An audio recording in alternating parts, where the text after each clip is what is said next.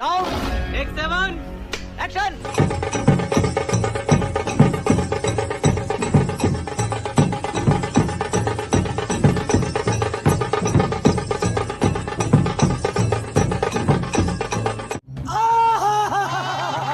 देखा दोस्तों, विदेश में डंका कैसे बज रहा है और ये वही डंका है जो साहब जी खुद बजा रहे हैं। इससे तो यही लगता है कि किसी ने जो कहा है वो सही ही कहा है कि सैर कर दुनिया की गाफिल और जिंदगानी फिर कहाँ, कि सैर कर दुनिया की गाफिल और जिंदगानी फिर कहाँ, जिंदगानी गर रही तो और नौजवानी फिर कहाँ। अब साहब जी की उम्र हो गई है तो डंका की जगह पीट रहे हैं ढोल। बीते 10 साल में साहब जी नहीं ढूंढ पाए कहाँ है पोल।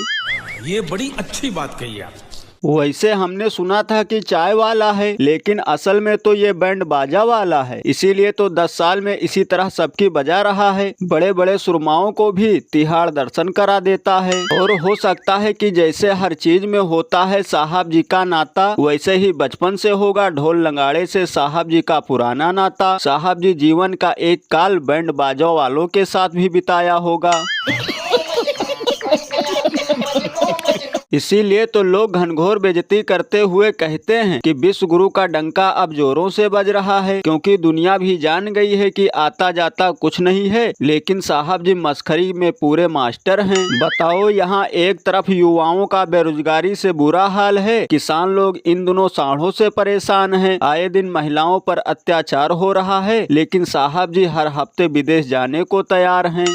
अरे बाप रे, ये तो धोती खोल रहा है। और वैसे भी बजाने के सिवा रह ही क्या गया है। कभी ढोल, कभी ताली, कभी थाली, साहब जी बजाते रहते हैं और अंधभक्त लोग नाचते रहते हैं। इसीलिए तो कुछ लोग मजाक मजाक में कहते हैं कि लगता है कभी कभी हमारे साहब जी किसी मदारी से कम नहीं है, कि जब भी वो डमरू बजाते हैं अंधभक्त सब झूम झूम कर नाचना शुरू कर देते हैं।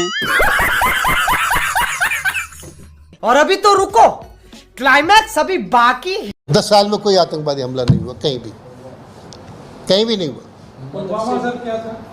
पुलवामा इससे पहले की बात होगी। चलो सर, वो आपके कार्यकाल का ही तो है। चलिए, हमारे यहाँ कब जब से प्रधानमंत्री नरेंद्र मोदी हैं, आप चैन की नींद सो रहे हो।